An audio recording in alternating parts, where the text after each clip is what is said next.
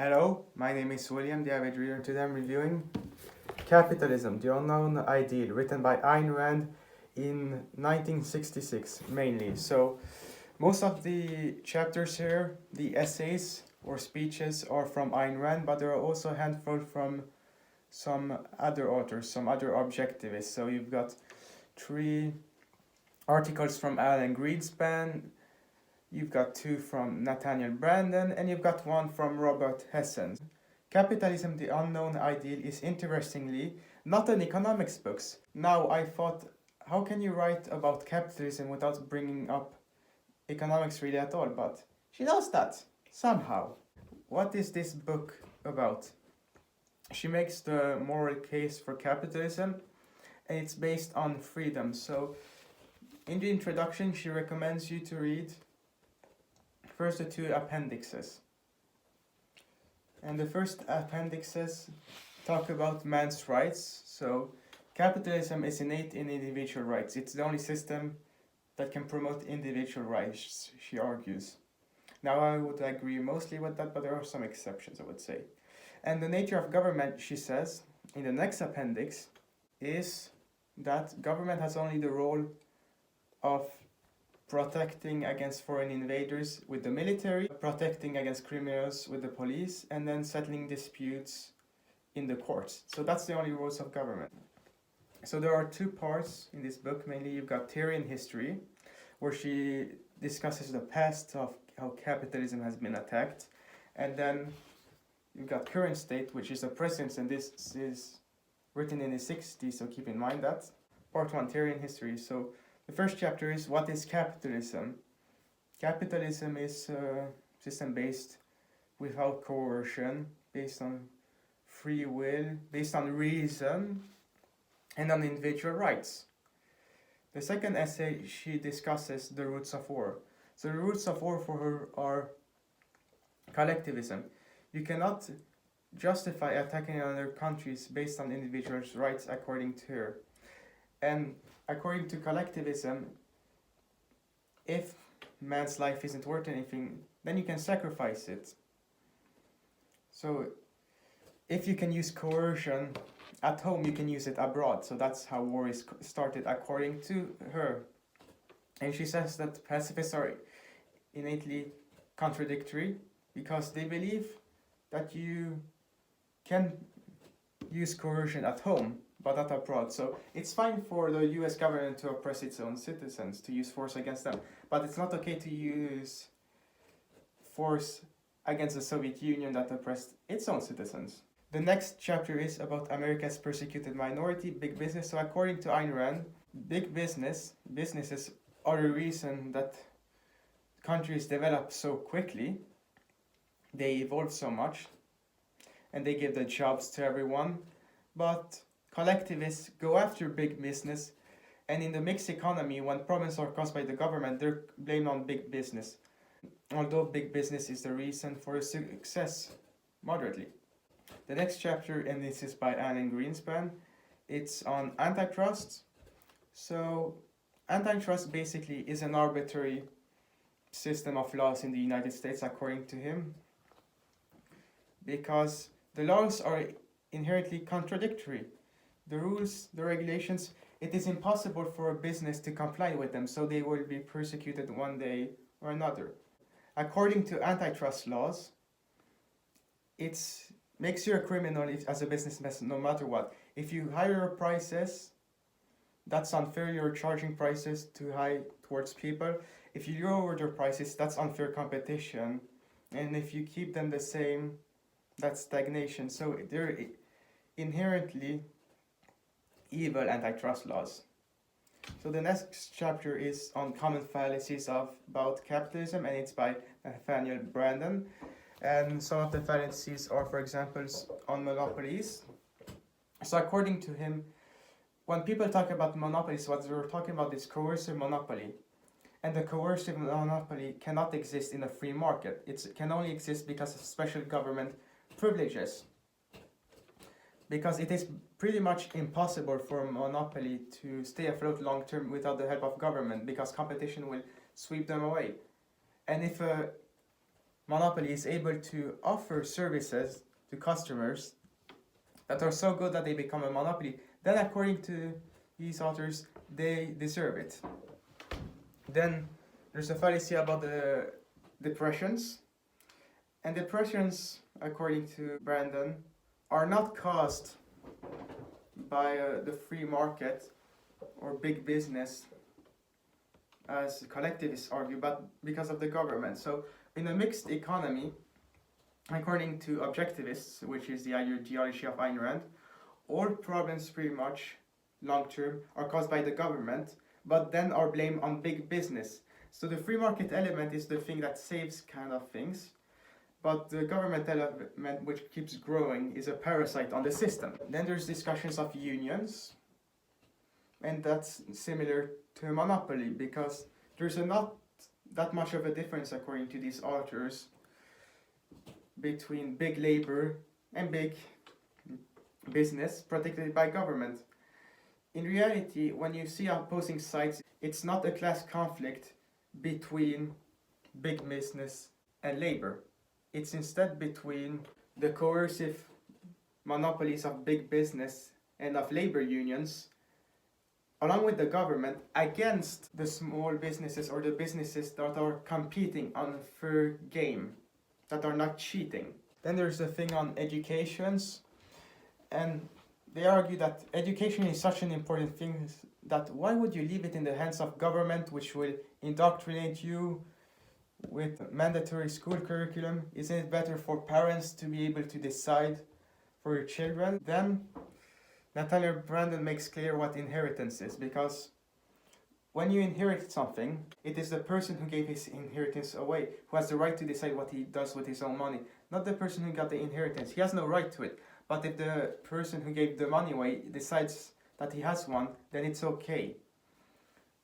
There's a wrong view by the government and collectivists on seeing how inheritance works, because if you're a bad businessman, you're gonna lose that inheritance soon. So you've got the 3 generations rule, basically, where the first generation gains a lot of money, passes it off to the second one loses it, and then the third one has no money as the first one originally had. Then the next chapter is on gold and economic freedom, and it explains that, and it's by Alan Greenspan, that if you control the money supply, if you make gold illegal, as Roosevelt did during the Great Depression, then you have no way of holding wealth. The government controls it and it's able to tax it away. You cannot produce debt really from gold. That's pretty much impossible. But if you have a fiat currency, then you can do that. So the gold standard ensures in large part freedom, because without the gold standard, the government controls the money supply, is able to tax it and take it away from you. With the gold standard, it's a bit harder, and they cannot produce debt, the government, if they're on a gold standard.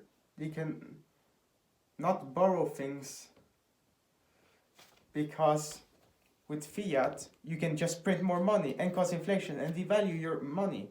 And the thing here, interestingly, Alan Greenspan later on turns out to be a hypocrite, because he left the Objectivist movement and went to work for the Federal Reserves and became a Keynesian, basically. So that's kind of sad for the Objectivist movement. Then Robert Hessen discusses the effects of the Industrial Revolution on women and children. And there's a common myth spread by collectivists, by Marxists, and by medievalists, who view the medieval age as some beautiful era where the family worked together on the farm. But those terms of life were horrible. There was no separation between home and work.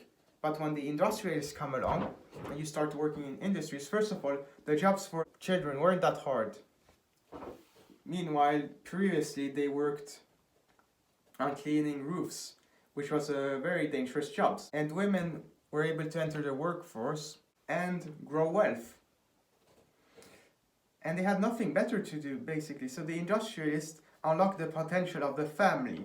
And there's this complaint of collectivists that, oh, look, you're becoming materialist, but the family was not happy during the Middle Ages. It was miserable. The Industrial Revolution started to remove that misery, but then the collectivists lie about it and claim there's some golden era of the family together on the farm. There's explanations of how patents and copyrights work. So for example, with airwaves, the problem here, not everyone deserves a platform necessarily. It's basically explaining that you just claim a territory, an airway, and you produce something, and airwaves can be expanded anyway, and then voila, you're good. But instead, because of regulation, there's a limit, and then you've got this fascist FCC that controls speech. So the government has controlled speech through the airways by restricting what's allowed to be said. And then Ayn Rand discusses how patents and copyrights works, and it's a complicated issue because if you allow copyright only until the creator is dead of intellectual property, then investors invest on something precarious. So you should extend it for maybe 50 years. And then medical patents, I don't know, you put them on 20 years. And she explains that if you've got two competitors who go and work to develop some medicine and one comes first, screw the other guy. That's competition. Sometimes you lose. Then the next section of the book is current state. And here is where she starts screwing up with her arguments. The previous section is pretty good, but then there are some crazy stuff that she states here. So for example, there's the anatomy of compromise. Now, Ayn Rand doesn't understand compromise. She believes that compromise is just moving closer and closer to socialism. That the rational compromises with the irrational. And without the compromise, the rational win. With the compromise, the irrational lose. Because the irrational win by default if the rational don't put up a fight. But here's the thing. In reality, compromise doesn't work that way. For example, why wasn't Costa Rica turned into a dictatorship like all of other Latin America or a communist state? Because they compromised and they introduced social democracy. I'm not saying that social democracy is a good thing, but sometimes you have to compromise ideologies to satisfy a large portion of people. She believes that compromise unsatisfies everyone. It doesn't. Depending on how you compromise, it will satisfy a lot of people or it won't. But smart compromise can actually work and has worked previously. Then the next part is Atlas Shrugging. And here there's a thing with Ayn Rand. She mentions Atlas Shrugged, her book, her novel, many times. It's a large book, 1200 pages. She uses a lot of quotes with it. And there's talk about this brain drain from the United Kingdom to the United States of doctors, of scientists.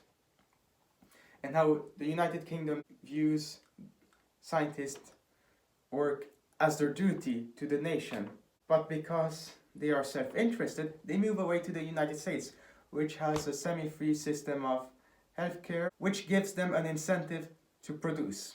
So a brain drain is caused by a collectivist society, pioneers, moving away to an individualist one. Then another chapter is Extremism, or the art of smearing. Ayn Rand says you cannot equivocate an organization that labels Eisenhower as being a communist, along with the communists, which are bloodthirsty, and the KKK, which hate black people. No, that is true. Not all degrees of evil are equal. And extremism of what? I mean, was it extreme to improve society? Is that comparable to the extremism of Stalin of mass murdering tens of millions of people? But here you can see Ayn Rand's hypocrisy actually. Because she views everyone that is not an objectivist as either stupid or evil. So she thinks that all collectivists are evil, equally evil, the communists are evil, the mixed economy types are evil because they end up being socialists, and the liberals, so-called liberals of the mixed economy, are stupid and facilitating things, and the conservatives, because they cannot argue well for a cause of capitalism, she believes that if you mix altruism with capitalism, that makes the altruist wins of the collectivist. Now, Ayn Rand doesn't understand how framing works. If you explain to a worker that capitalism gives him more consumer goods, it might encourage him to believe in capitalism. But if you just say that capitalism is about freedom, he may not be convinced. Ayn Rand doesn't know how to frame an issue. It's just about the principles of capitalism and freedom, never framing it that capitalism may improve the situation of the workers, or that capitalism is a system that promotes freedom of religion for Christians, which would encourage them to be capitalistic, which it does.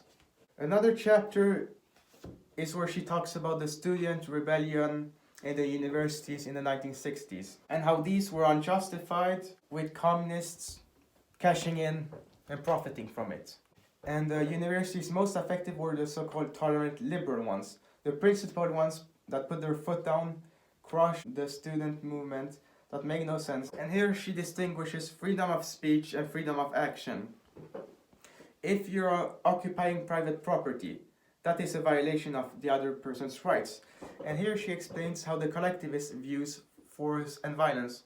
So an analogy would be, a stranger walks into your house. That's force. They sit there. It's your property, but you become the bad guy when you use violence to remove him.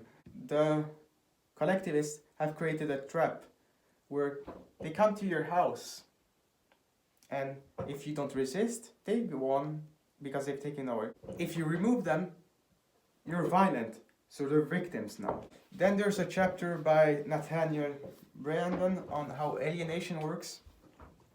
And this is a thing that collectivists keep talking about, how capitalism alienates people, how it destroys the man. But what the objectivists argue is that it's actually the collectivist ideals of being unselfish, of being altruistic, that actually alienates you from society. Because if you're honest with yourself, when you choose whether to like or not like someone, if you just like them for the sake of liking them, then it makes you alienated. If you like them for who they are, which means for their virtues, then they deserve it, and that's individualism and capitalistic, and then you will not be alienated because you will be with the people you actually want to be. So, how would I rate capitalism, the unknown ideal? I would say 7 out of 10. There's a lot of good in this book. She explains why capitalism is innate and important for freedom, and how when you move towards a mixed economy, you lose it. But there's also some negative things, I would say, here about this book. The main thing is she views the opposition as evil, and then she views so-called allies. So the conservatives are allies of capitalism for normal people. They view, yeah. And libertarians are allies for capitalism. No, because they believe in being altruistic and generous. They are not really advocating for self-interest. So then she believes that the altruist collectivists will win. And then she doesn't understand that you have to frame things for some people. If you do not explain to an altruist that capitalism actually benefits the whole of society, even if that's not the real reason why you support capitalism, now you've given your opposition a reason to support you. And that's a good thing. But Ayn Rand doesn't understand that. So yeah, 7 out of 10. It's a decent book. I would recommend that you read Atlas Shrugged before you read this, even if it's a 1200 page book, but yeah, she references it a lot. This was the Avid Reader's Review of Capitalism, the Unknown Ideal, written by Ayn Rand in 1996. I hope you enjoyed this review, and I will see you guys next time.